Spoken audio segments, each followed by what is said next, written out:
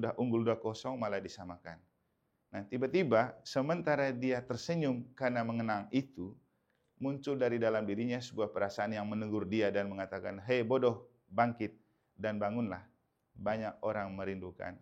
Kamu bisa menyelesaikan perjuangan ini dan banyak orang merindukan Piala Dunia ini untuk kamu raih." Maka kemudian dia terus bermain dan akhirnya dia menciptakan gol ketiga kan untuk Argentina di perpanjangan waktu. Tuhan bersamamu dan bersama rohmu. Inilah Injil suci menurut Lukas. Dimuliakanlah Tuhan. Yesus berkata kepada murid-muridnya, apabila kalian melihat Yerusalem dikepung oleh tentara, ketahuilah bahwa keruntuhannya sudah dekat. Pada waktu itu orang-orang yang berada di Yudea harus melarikan diri ke pegunungan. Orang-orang yang ada di dalam kota harus mengungsi, dan orang-orang yang berada di pedusunan jangan masuk lagi ke dalam kota. Sebab itulah masa pembalasan dan genaplah semua yang tertulis. Celakalah para ibu yang sedang hamil atau yang sedang menyusui bayi pada masa itu. Sebab kesesakan yang dahsyat akan menimpa seluruh negeri, dan murka akan menimpa bangsa ini. Mereka akan tewas oleh mata pedang dan diangkut sebagai tawanan ke segala bangsa. Yerusalem akan diinjak-injak oleh bangsa-bangsa yang tidak mengenal Allah sampai genaplah zaman bangsa-bangsa itu. Dan tampaklah tanda-tanda pada matahari, bulan, dan bintang-bintang. Bangsa-bangsa di bumi akan ketakutan dan bingung menghadapi deru dan gelora laut. Orang akan mati ketakutan karena cemas berhubungan dengan segala sesuatu yang menimpa bumi ini, karena kuasa-kuasa langit berguncangan. Pada waktu itu orang akan melihat Anak Manusia datang dalam awan dengan segala kekuasaan dan kemuliaannya. Apabila semuanya itu mulai terjadi, bangkitlah dan angkatlah mukamu, sebab penyelamatanmu sudah dekat.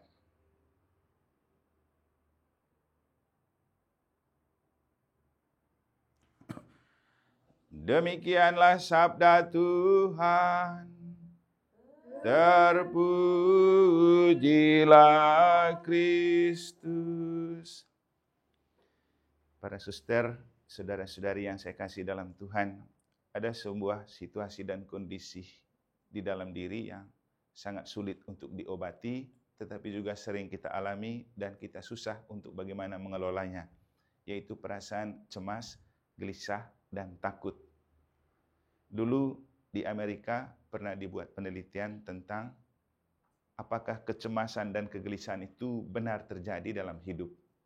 Maka setelah dibuat survei, ditemukan bahwa 80% hasil survei menemukan bahwa 80% dari orang cemas itu tidak benar. Sedangkan 10%-10%-nya 50-50 dan ada yang benar. Ini menunjukkan dengan jelas bahwa rasa cemas itu sebuah perasaan yang belum tentu benar, tetapi itu benar selalu ada di dalam perasaan kita dan kita susah bagaimana menghadapi, mengelola, atau keluar dari perasaan itu supaya kita tetap menemukan kebahagiaan. Nah, inilah yang mau disampaikan oleh bacaan suci yang telah kita dengar, baik dalam kitab Wahyu di bacaan pertama, juga referen Mazmur, dan juga apa yang ditulis oleh Yesus dalam Injil. Jadi datang ke perjamuan anak domba. Berbahagialah orang yang datang ke perjamuan anak domba. Itulah obat untuk mengobati rasa cemas, gelisah, dan takut. Nah, perjamuan anak domba itu misa. Dan misa selalu menjadi kesempatan untuk kita dipulihkan kebahagiaan kita. Seringkali saya mengatakan kalau dulu setelah selesai baca Injil itu kan dibilang gini, berbahagialah orang yang mendengarkan sabda Tuhan dan tekun melaksanakannya. Artinya, Injil itu sabda bahagia untuk membahagiakan orang. Maka setelah dengar kitab suci, mestinya orang bahagia. Kemudian tidak cukup dengan sabda Allah, Tuhan mau membahagiakan kita dengan memberi tubuhnya. Makanya sebelum terima hosti, anak domba itu, kita dibilang apa? Berbahagialah saudara-saudari yang diundang ke perjamuan anak domba. Jadi, kita terima itu untuk bahagia. Jadi kesimpulannya, Misa itu perjamuan anak domba saat di mana kebahagiaan itu selalu diberikan oleh Tuhan kepada kita. Makanya sering saya bilang di gereja, kalau kita ikut misa lalu kita cemberut, setelah misa kita tidak menemukan sukacita, untuk apa ikut misa? Jadi misa itu harus membangkitkan kembali gairah dan semangat hidup yang lesuh dan yang letih, atau juga bisa mengobati segala rasa cemas dan gelisah yang ada di dalam diri kita, yang memang selalu bercokol di dalam perasaan kita, walau memang faktanya belum tentu benar. Tadi saya baca kembali berita tentang waktu final Piala Dunia 2022 kan ada final antara Argentina dan Prancis. Waktu itu Argentina unggul 2-0 lebih dahulu. Pikirnya mereka sudah menang. Tiba-tiba dibalas oleh Prancis menjadi 2-2. Dan yang menariknya ketika Mbappe memberikan gol kedua untuk Prancis untuk menyamakan kedudukan 2-2, Messi mengangkat muka dan tersenyum. Mengapa dia tersenyum? Dia mengenang kembali Piala Dunia 2014 di mana mereka di final gara-gara mereka sudah unggul lalu disamakan kedudukan, kemudian mereka kalah waktu adu penalti. Apa yang dia pikirkan? Dia bilang, dia tersenyum begini, ini kayaknya Piala Dunia ini memang bukan takdir dan bukan untuk saya.